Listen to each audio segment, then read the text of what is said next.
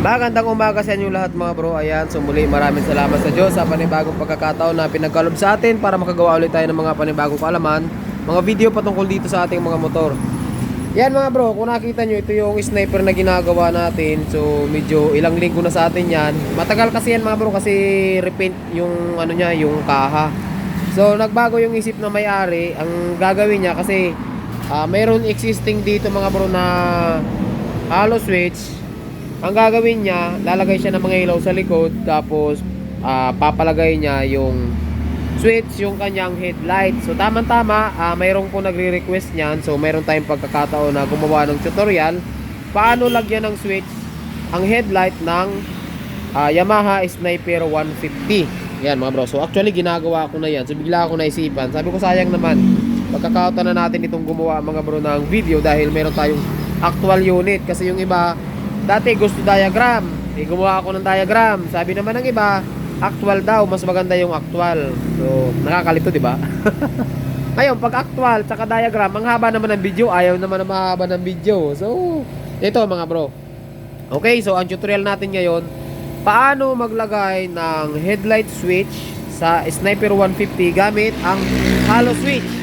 So ayan mga bro, yung mga mahilig sa mga ganitong video, bago natin umpisahan, huwag niyo pong kalimutan mag-subscribe para po lagi kayong updated tuwing mag-upload po tayo ng mga panibagong videos. So tara!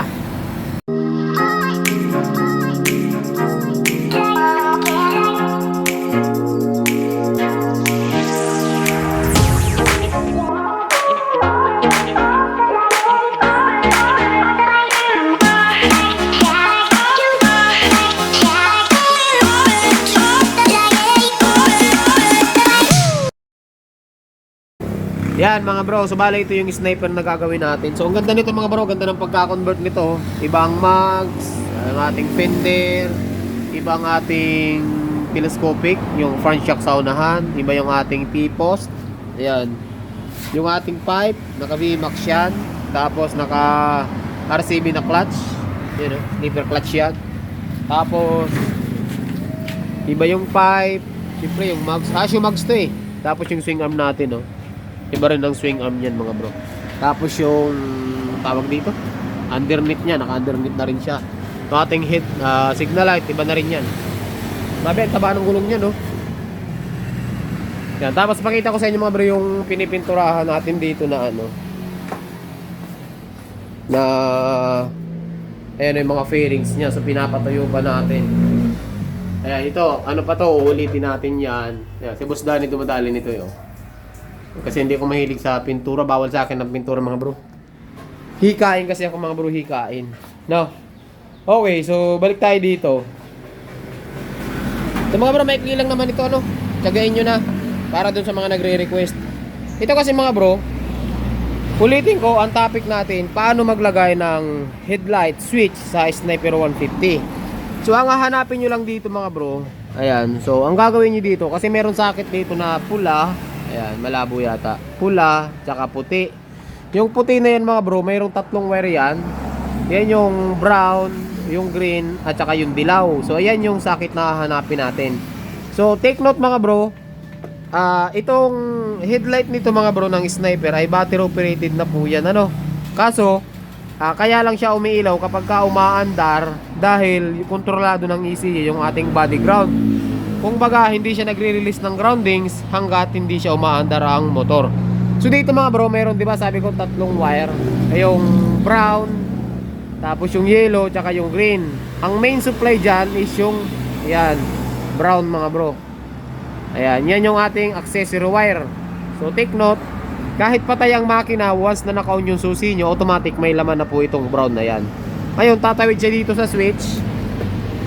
Yung ating switch na hangin do, tatawid siya. Yung kulay green, yan yung ating low. Tapos yung kulay dilaw, yan yung ating high. Yan naman yung papunta dito mga bro, sa ating H4. Ayan, so meron ditong kulay pink. I-disregard nyo na yan mga bro, kasi hindi naman yan ang tunay na kulay nya. Kasi nakadugtong na rin ito. Ayan o, nakadugtong na rin yan. Green din yan. So dinugtongan lang ng kulay pink. So yan yung low, ano. Yan yung low. Tapos yung dilaw, yan yung ating, yung green, yan yung ating low. Tapos yung dilaw, yan yung ating high. Ayan, gagawin muna tayo mga bro. Ayan mga bro, sulitin natin. So sabi ko sa inyo, itong brown, yan yung ating accessory. Ano? So pag inon nyo yung motor, automatic meron na itong laman.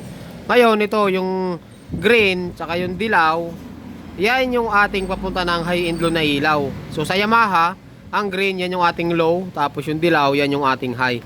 So papunta dito yan mga bro, lalabas dito yan oh. Ayan, ito yan. So itong brown, wala ito. Kasi kinunik lang dito lang. So pag tiningnan natin yan dito, yan kulay green pa rin yan. Di ba? Tapos yung dilaw, yan yung high. Tapos yung gray ay yung black. Ito yung black, mga bro. May stripe na white dapat. White to, hindi naman eh. Oh. Basta ito ay groundings. Stripe na ano pala to, stripe na dilaw. Ground dyan, mga bro, ground. So yung ground na yan, mga bro, kontrolado ng ECU yan. So walang ground dyan kapag hindi umaandar. Kaya kahit naka-battery operated yung ating positive, gabi ko sa inyo, yung supply niya nanggagaling dito sa brown. So kahit naka-battery operated dyan, hanggat hindi umaandar, hindi pa rin niilaw ang inyong mga headlight. Okay? So yan ang function ng ilaw. Ngayon, paano natin lalagyan ng switch yan? So ang hanapin nyo sa inyo mga bro, ang hanapin nyo dito sa mga naka-sniper, dalawa. Pwede kayo mag-cut dito sa ground, or pwede kayo mag-cut dito sa main supply. Kasi kapag kaputol yan, kagaya niyan, pinutol ko na mga bro, ito yung ating main supply. So nakakonect yan dito. Ito hindi na ako gumawa nito, hindi na ako gumawa niyan. So dati na yan, so dito lang ako nag-cut. Ayan, kapag ka pinutol ko yan, walang headlight na mangyayari, hindi ilaw yan kasi nga putol ang main supply. Okay, so halimbawa nakakonect naman yan, mayroong connection, pas pinutol mo itong ground, so ganun din. So hindi rin iilaw yan kasi walang ground. So hindi kumpleto yung wirings ng ilaw. Kailangan natin ng positive tsaka negative para umilaw. Okay, so tapos na tayo sa ilaw. So ngayon, ang gagamitin natin mga bro ay hollow switch, So disregard nyo na kasi dalawang gagawin natin dito. Yung isa para sa ilaw sa ilalim nyo, kasi magpapakabit ito ng mga ilaw sa ilalim. So ito yung gagamitin natin na switch. So dito mga bro sa hollow switch, merong 5 wire yan. Parang relay lang ito mga bro. Ang function niya parang relay. So meron ditong common, yan, common. Tapos meron ditong positive tsaka negative. Okay, tapos merong NC tsaka NO. So normally closed tsaka normally open. So dito mga bro, ang kulay green, yan yung ating normally closed. Okay, normally closed yan. Tapos itong puti, yan yung ating normally open. Tapos yung blue, ito yung blue, yan yung common. Tapos ito, yung itim, tsaka yung pula, yung positive negative. So bakit may positive negative mga bro? Mayroon kasi itong ilaw. Pag once na na-supplyan nyo itong positive negative, automatic mag-iilaw po yan. Okay, iilaw po yan. Ngayon, pwede nyo hindi ikabit yan. Kasi ang kailangan lang naman natin, yung common, normally closed, tsaka normally open. Mamimili kayo doon. Dalawa yun eh. Ito mga bro. So pag once na halimbawa, nakakagaya nito. Dito tayo. Ay. Ayan halimbawa, hindi siya nakapress. Ayan. Halimbawa, hindi siya nakapress. Ang mayroong laman dyan mga bro ay ito, yung green. Ayan ito ang kailangan nyo dyan. Normally open. Kasi open yan kapag hindi nakapress, mayroong connection. Ngayon, pagka pinindot nyo yan, so mawawalan yung kulay green, lilipat dito sa kulay puti. So nasa sa inyo na yun kung alin yung gusto nyo gamitin dyan. So base sa wiring mga bro, nakakita nyo, hindi ko na ginamit yung normally open. Ang gusto ko, pag prines ko yung hollow switch, dun lang mag-iilaw or dun lang gagana yung gusto natin na lagyan ng switch. Ayan, kaya dinisregard ko na. Ngayon mga bro, ganito. Ito, marami din na nalilito dito. Diba sabi ko sa inyo, yung kulay itim, tsaka yung kulay pula, yan yung positive at negative ng ilaw. Pag once na nagkaroon ng positive at negative, automatic iilaw na. Okay, automatic iilaw na yung ilaw ng hollow switch. Ito hindi ko alam kung anong ilaw nito kung anong kulay kasi may mga kulay po yan. Ngayon kung mapapansin nyo, yung pula, yan nga yung positive ng ilaw, ikinabit ko dito sa kulay puti. Yan yung ating normally close. So bakit ko kinabit mga bro? Okay, ito diretso ito ng ground, kakabit natin sa negative yan. Tapos sabi ko sa inyo, itong common, ayan yung common, yan yung ikakabit natin sa accessory wire. Ito papunta dito yan mga bro sa accessory wire. Okay, papunta po yan sa accessory wire, yung common. So, ibig sabihin, positive yan. Okay? Tapos yung positive ng ilaw, ikinabit natin dun sa puti. Ngayon, pag pinindot ko yan mga bro, yung switch, so malalagyan niya itong puti, kasi nga normally close yan, ay normally open yan. Pagka pinindot natin yan, automatic, malalagyan din ng positive yung kulay pula. Doon lang siya iilaw. Kumbaga sabay. Pag once na naka-off to, pag once na naka-off yung hollow switch, wala ring ilaw ang hollow switch mismo.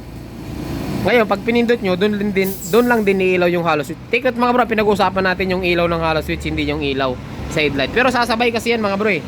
Sasabay yan. Kung baga mangyayari, dito siya kukuha ng positive sa kulay blue, na once na pinindot nyo, inon nyo, dun din magkakaroon ng ilaw yung hollow switch.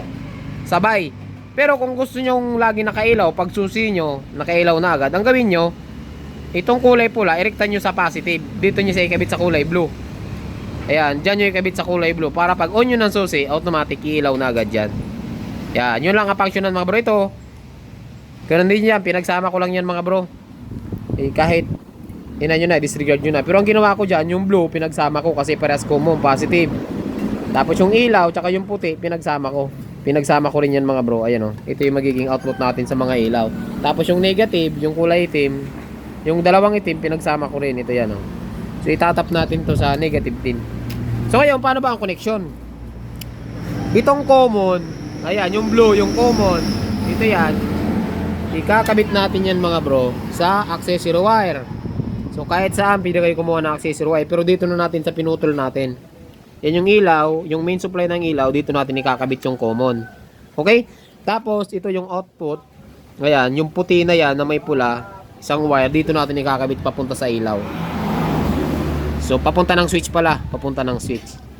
So ngayon, ang mangyayari diyan, kahit umaandar ang motor, kahit may negative pa siya, hanggat naka-off itong hollow switch, hindi yan iilaw ang headlight natin mga bro. Okay, so ngayon ikakabit muna natin mga bro. So mamaya balikan ko kayo para mas maikli lang yung video natin. So kabit ko muna.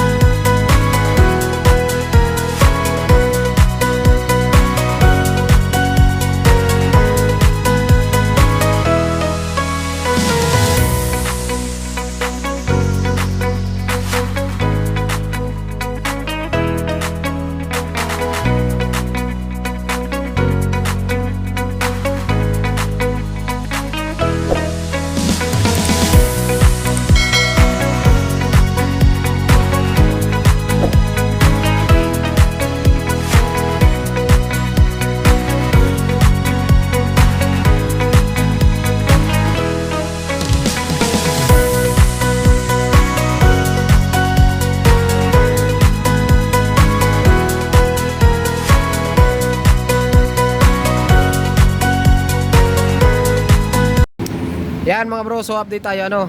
Bali nailatag na natin mga bro. So bali ang ginawa ko mga bro, naglagay po tayo ng socket dito na isa para pwedeng kalasin ano. Kasi pipinturahan pa natin tong fairing. So naglagay tayo ng socket dito. So apat na wire yan, isang ground, dalawang load, tsaka isang common. Yan. So yung ginawa, yung tinuro ko sa inyo kanina mga bro, ganun din yung ginawa natin. Yan, bali may isang wire dito. Ito yung papunta dun sa likod kasi magkakabit tayo ng ano, kakabit tayo ng mga ilaw-ilaw. Ngayon, ito yung switch para sa ilaw. Yung common, nakakabit dito sa accessory wire. Tapos yung normally open, nakakabit dito sa load ng ilaw. Yan, sa kulay pula, papunta ng switch. Tapos itong isang wire, dito tayo nagkabit ng, ayan o. Naka ano yan mga bro tawag dyan, naka-clip. So hindi lang basta yan nakaikot dyan. So meron talaga siyang lugs, terminal lugs. Ngayon, subukan natin mga bro. Asan yung wire ng ilaw? Yan, ito mga bro. Walang low, walang high. So pag inon natin, yan, naka-on na yan. Oh. Walang low, walang high. Di ba? Pero meron yan accessory. Try natin. Ayan o. Meron siyang accessory, di ba? Meron accessory. Pero pagdating dito sa ilaw, nawala na siya oh. Ngayon, pag inong ko tong hollow switch, ayan, meron na isa niyan. Oy, wala.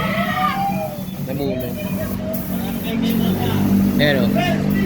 Meron tayong low. Tapos may high tayo, yung functional yan oh. Ayan, high.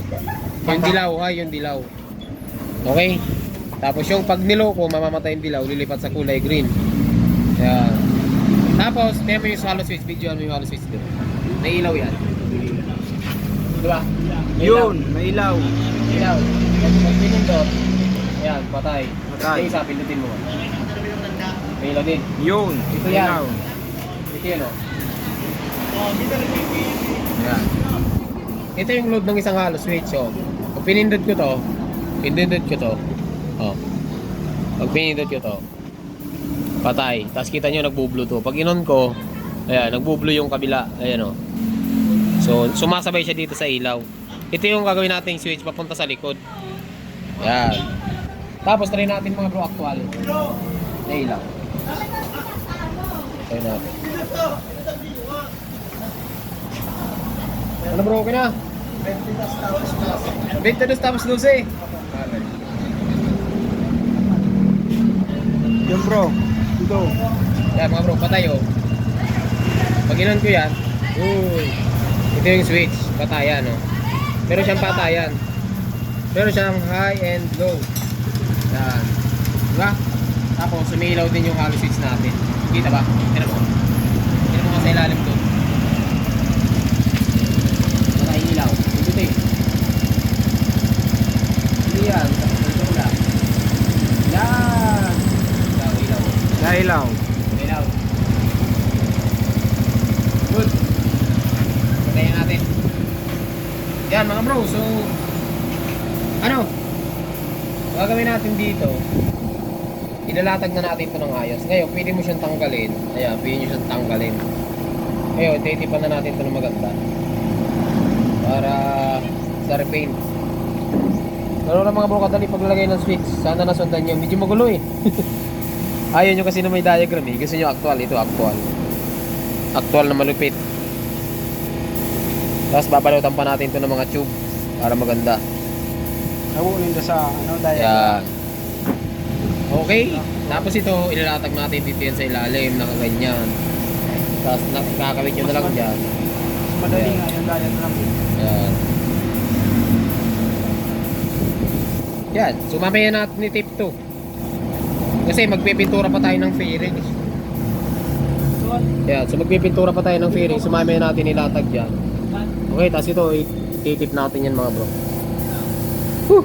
Yan mga bro. So medyo masawang amoy. Kaya mamaya na tayo. So hanggang dito lang yung video natin. Ito yung fairings din dito nyan. Top coat na yan bro. Ano? Ha? Ah, hindi pa ba? Hindi pa pala top coat. So hanggang dito lang ang video natin mga bro. Magandang araw sa inyong lahat. Ride safe po palagi.